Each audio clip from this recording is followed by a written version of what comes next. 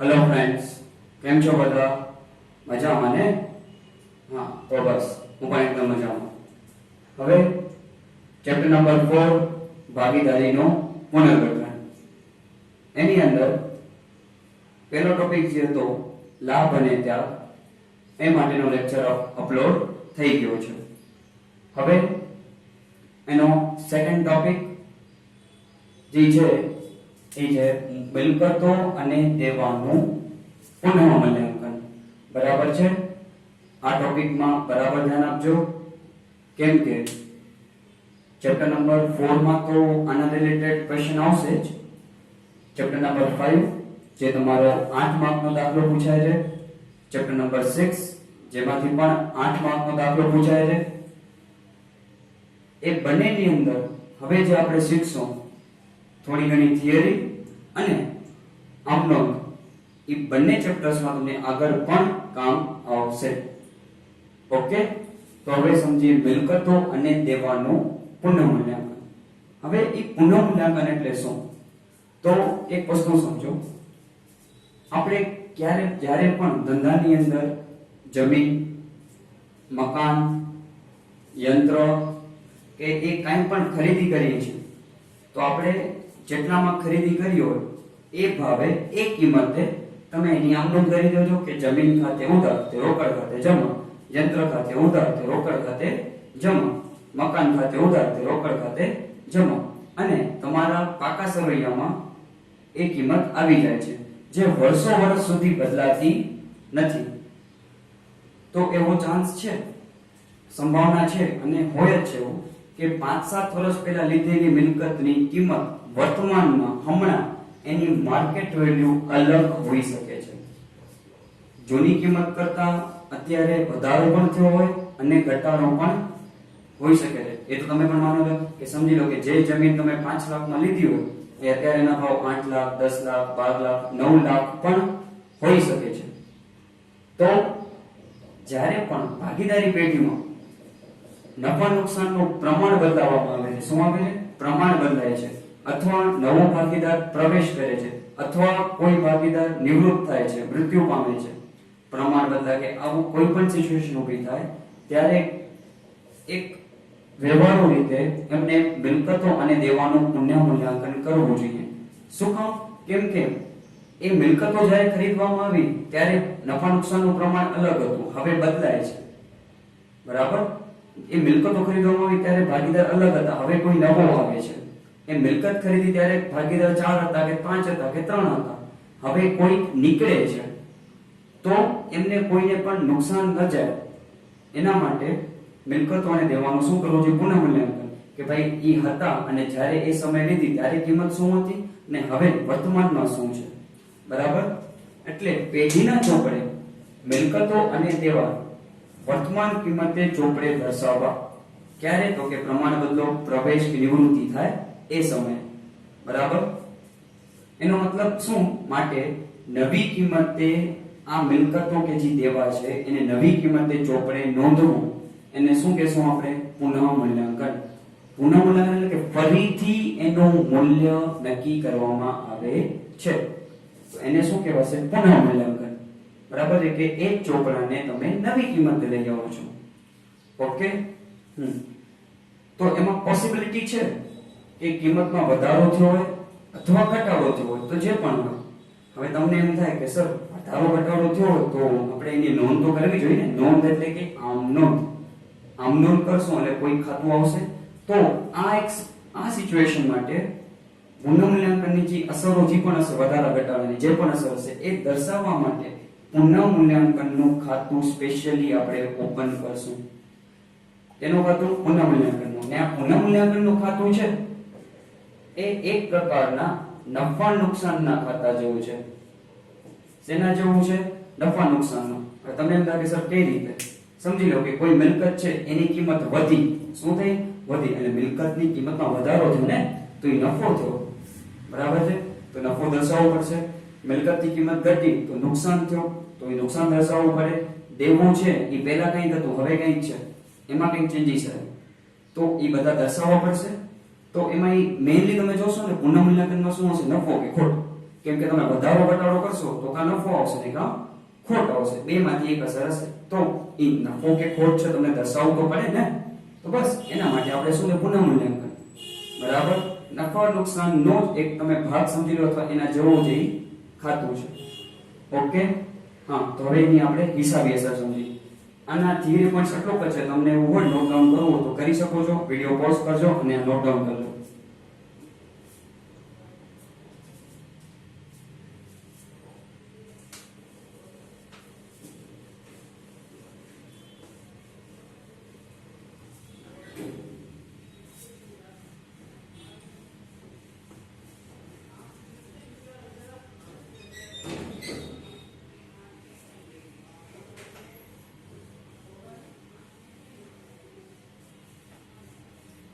હવે આપણે એની હિસાબી અસરો સમજશું. બહુ જ ઈઝી છે.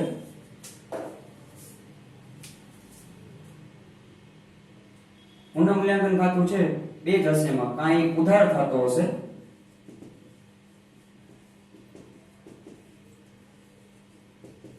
અથવા તો એ જમા થતો હશે.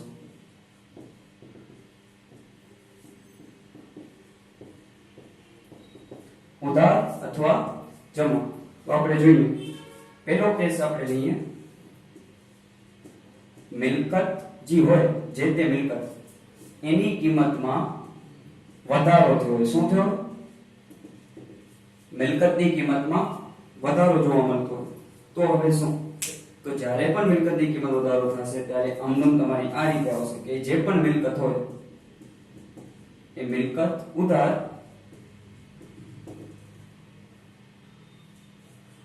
જમા આવશે.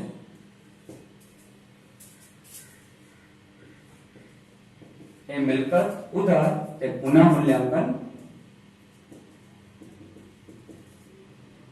જમા. આપેલો તમારો કે મિલકતની કિંમતમાં શું થાય? વધારો. તો મિલકત ખાતે ઉધાર ને વધારો થયો એટલે ફાયદો થયો, નફો કહેવાય. નફો થાય તો પુનઃમૂલ્યાંકન શું કરવાનો? જમા કરવાનો. ઓકે. સેકન્ડ, દેવાનું મૂલ્ય માં ઘટાડો થાય. દેવાના મૂલ્યમાં શું થાય? ઘટાડો. એટલે જે દેવું છે સમજી લો કે પહેલા તમને 20,000 ચૂકવવાના. કેટલા? 20. હવે તમને 15,000 ચૂકવવાના. તો 5,000 ઓછા ચૂકવવાના. તો ફાયદો થયો. તો આમ આવશે, જે પણ નામ હોય દેવા ખાતે ઉધાર,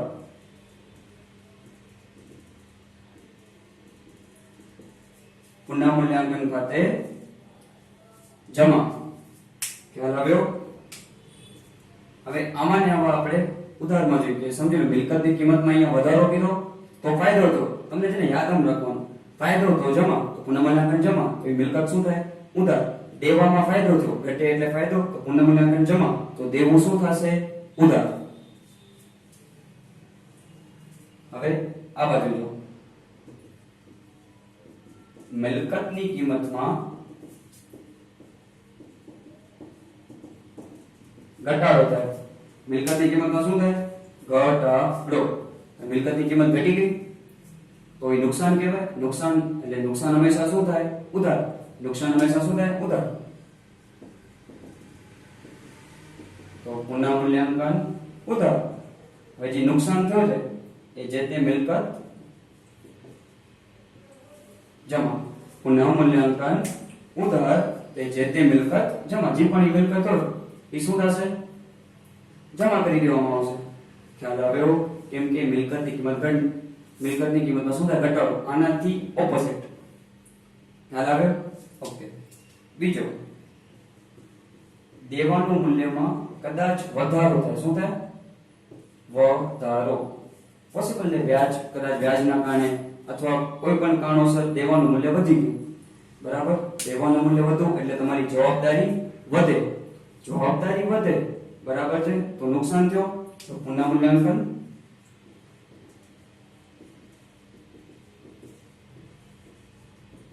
ઉધાર તે જે તે દેવા જમા. જે પણ દેવાનો હોય એ શું થશે? જમા કરી દેવામાં આવશે. બરાબર છે? ઓકે, આ તો થયા 4. હવે એના પછી સમજી લો કે કોઈ એક મિલકત છે, કોઈ પણ એક મિલકત છે ને તમને પાછળથી ખબર પડી કે એ નોંધવાની રહી ગઈ હતી. મતલબ મિલકત છે આપણી માલિકીની પણ નોંધવાની રહી ગઈ હતી. તો એવું કંઈ પણ હોય, જેમ કે કોઈ એવી મિલકત કે કોઈ એવી મળવાની બાકી આવક, ખાલી બાકી લખું છું, મળવાની બાકી આવક અથવા કોઈ અગાઉથી ચૂકવેલ ખર્ચ. શું? અગાઉથી ચૂકવેલ ખર્ચ. મિલકત, કોઈ મળવાની બાકી આવક અથવા અગાઉથી ચૂકવેલ ખર્ચ જે નોંધવાનું રહી ગયેલ છે, નોંધવાના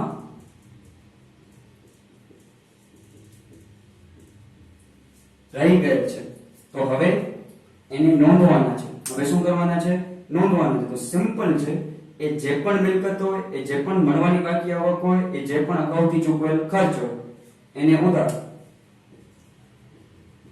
એ મિલકત, મળવાની બાકી એ કોઈ આવક અથવા અગાઉથી ચૂકવેલ ખર્ચ, એ બધા શું થશે? ઉધાર. તે પુનઃમૂલ્યાંકન જમા. તે શું? પુનઃમૂલ્યાંકન જમા. ખ્યાલ આવ્યો? કોઈ પણ એવી મિલકત જે નોંધાયેલ નથી, તમને હવાલામાં લખેલો હશે આ મિલકત નોંધાયેલી નથી અથવા નોંધવાની રહી ગઈ, તો એ મિલકત ઉધાર ને પુનઃમૂલ્યાંકન જમા. અથવા કોઈ મળવાની બાકી આવક છે અથવા કોઈ અગાઉથી ચૂકવેલ ખર્ચ છે, નોંધવાનો રહી ગયો, તો એ બંને ઉધાર, તે પુનઃમૂલ્યાંકન જમા. ખ્યાલ આવ્યો?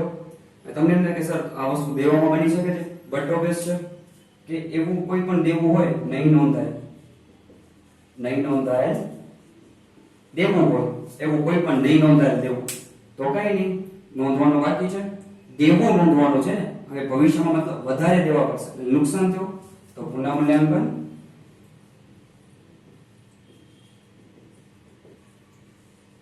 ઉધાર. તે એ જે પણ દેવું હોય જે નોંધાયેલ નથી એને જમા કરવાનો. એ જે પણ દેવું હોય જે નોંધવાનું રહી ગયેલ છે એને શું કરવાનો? જમા. ખ્યાલ આવ્યો? આ તમારી આમનું એક ગાલખાત અનામત વાળી છે. એમાં હજી એક છે, લખતો નથી, સાંભળી લો, કે ગાલખાત અનામતની જોગવાઈ કરવાનો. કે શું કે સમજી લો 5000 છે, હવે 8000 કરો, અથવા 0 છે મતલબ છે જ નહીં ને 5000 કરો કે 8000 કરો, મતલબ અનામત વધારવાનું છે. તો એ વધારવાની છે ને અનામત વધારવાનું, પુનઃમૂલ્યાંકન ઉધાર, તે ગાલખાત અનામત જમા. બરાબર છે? હવે આ તમે પહેલા નોટ ડાઉન કરી લો, કેમ કે હવે આના રિલેટેડ આપણે એક દાખલો લેશું, ઉદાહરણ. પ્રોપરલી નોટ ડાઉન કરી લો.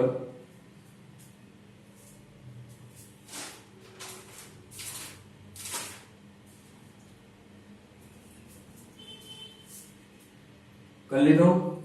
ઓકે, વિડિયો પોઝ કરવાની સુવિધા છે. ઉદાહરણ નંબર 7 લઈને કઈ લઈને? ઉદાહરણ નંબર 7. ભાવના, ભરત, ભૂમેશ એક ભાગીદારી પેઢીના 2:1:1 ના પ્રમાણમાં નફો નુકસાન વહેંચતા ભાગીદાર છે. બરાબર? તો હવે એમાં પુનઃમૂલ્યાંકનની અસરો આપવાની છે. સૌથી પહેલો હવાલો જોશો, જમીનની કિંમત 7 લાખ ગણી. હવાલામાં શું કીધો છે? 7 લાખ. હવાલામાં 7 લાખ કીધા છે. ઉદાહરણ નંબર 7 પેજ નંબર 120. ઉદાહરણ 7 પેજ નંબર 120. ઉદાહરણ 7. હવે જમીનની કિંમત 7 લાખ ગણી, તો તમે જમીન જો પાકા સરવૈયામાં 5 લાખ દેખાશે. કેટલા? પાકા સરવૈયામાં 5 લાખ એટલે ચોપડા કિંમત. કઈ કિંમત? ચોપડા કિંમત. હવે નવી કિંમત કેટલી? 7 લાખ રૂપિયા. નવી કિંમત 7 લાખ છે, તો 2 લાખ રૂપિયાનો શું થયો? વધારો. 2 લાખ વધારો થયો, મિલકતની કિંમતમાં વધારો. બરાબર? હવે આની આમનું શું નામ થાય?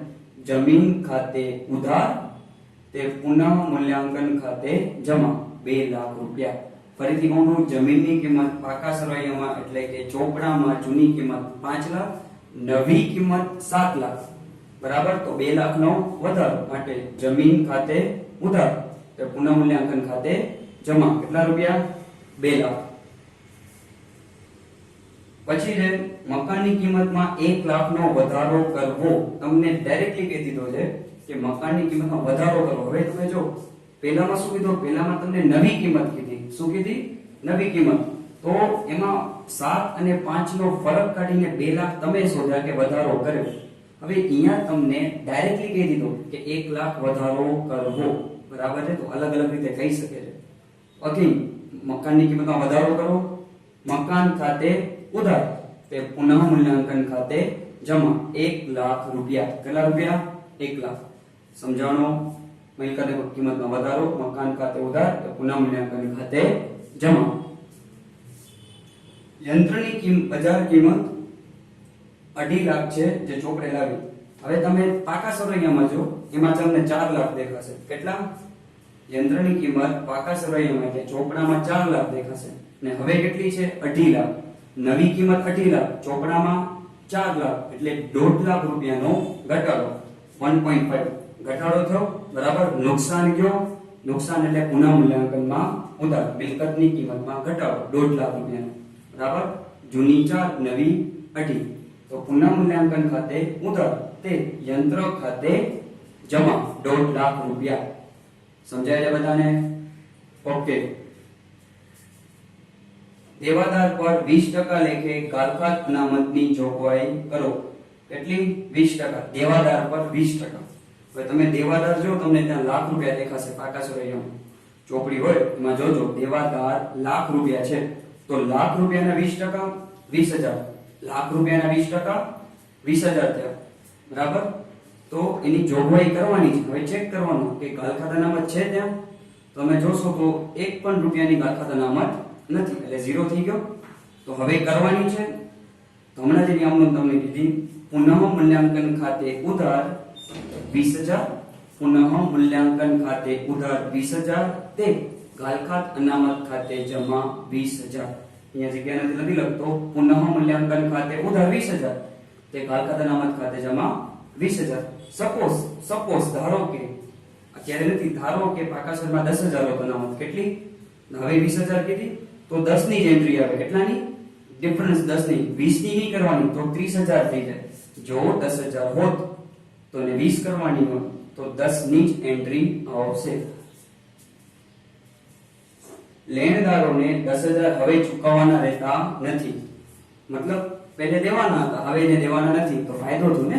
શું કે ફાયદો? તો પુનઃ મૂલ્યાંકન જમા, દેવાના મૂલ્યમાં ઘટાડો. લેણદાર એટલે દેવા પડે, આપણું દેવું થયું. દેવું તો હવે દેવાના નથી.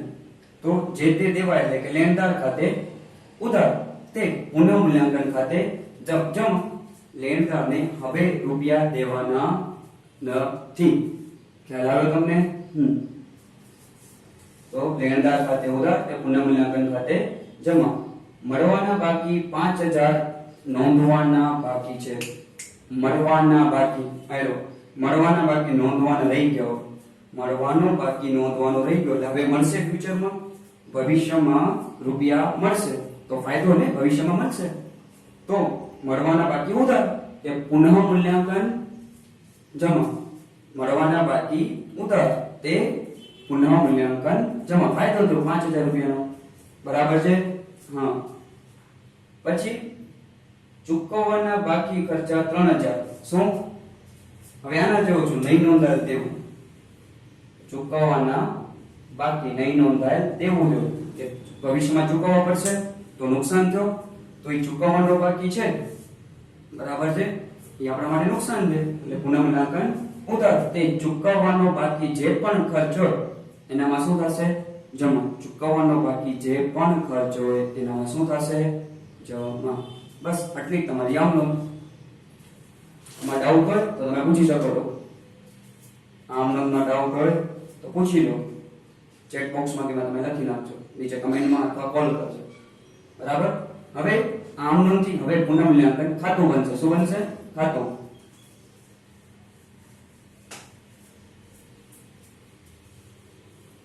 ખાતો પણ બહુ જ સિમ્પલ છે. તમે જ્યાં પુનઃ મૂલ્યાંકન જમા લખો છો ત્યાં જમામાં લખવાનું, જ્યાં ઉધાર બોલો છો ત્યાં ઉધાર કરવાનો.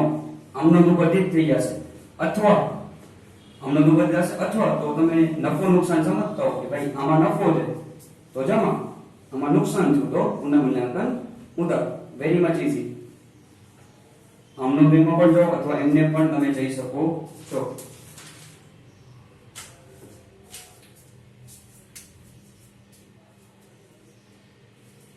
આ સમજી લો તમારો પુનઃમૂલ્યાંકન ખાતું.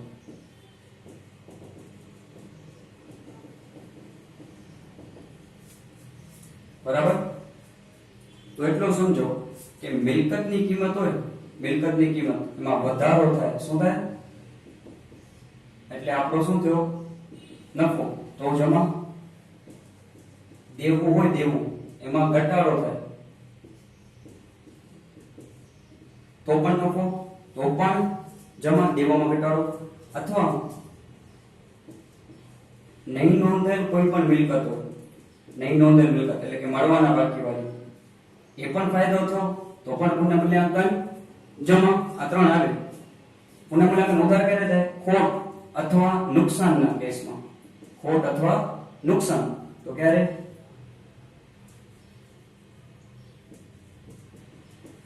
મિલકતની કિંમતમાં ઘટાડો અથવા દેવામાં વધારો અથવા કોઈ ચૂકવવાનો બાકી કે એવું કોઈ દેવું વધારાનું આવી જાય તો પણ ખોટ અથવા નુકસાન થઈ તો પણ પુનઃમૂલ્યાંકન શું થશે?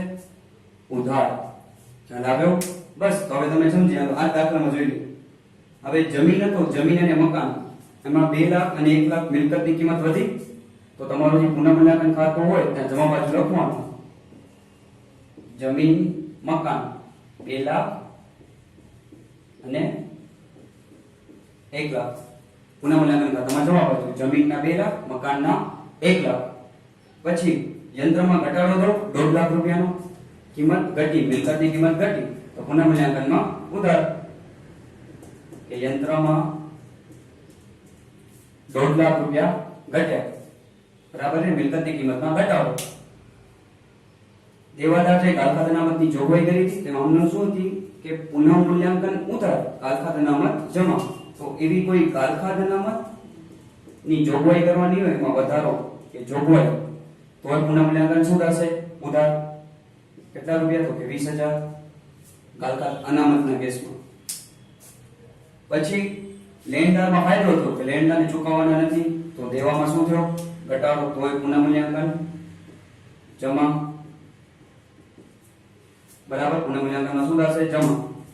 લેણદાર ઘટી ગયો, ફાયદો નફો. મળવાના બાકી 5,000, મળવાના બાકી 5,000 એટલે નહીં નોંધેલ હતા તો ફાયદો થયો. મળવાના બાકી 5,000 રૂપિયા અને પછી એ તો ચૂકવવાનો બાકી તો એ નુકસાન કરે, ભવિષ્યમાં દેવા પડશે તો પુનઃમૂલ્યાંકનમાં ઉધાર 3,000 રૂપિયા. કેટલા? 3,000. હવે સિમ્પલ તમે જે નફા નુકસાનમાં કરતા ને એ જ કરો. નફા નુકસાનમાં શું કરતા કે બે બાજુનો સરવાળો, જે બાજુનો સરવાળો હોય બે સાઈડ લખવાનો. તો અહીંયા જમા બાજુનો સરવાળો વધુ છે, કઈ બાજુનો? જમા સાઈડનો સરવાળો. 3,15,000 કેટલો?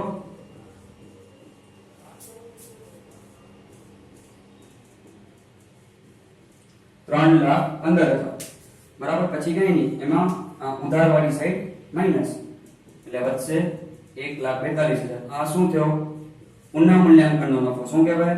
પુનઃમૂલ્યાંકનનો નફો. જમામાંથી ઉધાર સાઈડ માઈનસ, જમામાંથી ઉધાર બાજુ માઈનસ કરે નફો થયો 1,42,000. હવે જે જૂના ભાગીદાર હોય ભાવના ભરત ને ઉમેશ 3B એમાં 2:1 માં વહેંચી નાખવાનો. જી એમનો પ્રમાણ છે એમાં 1,42 વહેંચી નાખવાનો એટલે શું? મૂડી ખાતામાં શું થશે? જમા. બરાબર. આ એક દાખલો દો. હજી એક આપણે આવો નવો એક દાખલો કરશું નેક્સ્ટ લેક્ચરમાં અને 3-4 આમનો છે. આ ચેપ્ટર આપણો પૂરો. તમને કંઈ પણ ડાઉટ હોય તો તમે કોલ ઉપર પૂછી શકો છો અથવા સ્પેસિફિક કોઈ એવો દાખલો હોય તો મને કહેજો તો એનો વિડિયો અપલોડ કરી દઈશું આપણે. ઓકે. આઈ હોપ કે તમે બધા લેક્ચર જોવો છો. કંઈ પણ ક્વેરી કે ડાઉટ હોય તો પૂછો. Thank you.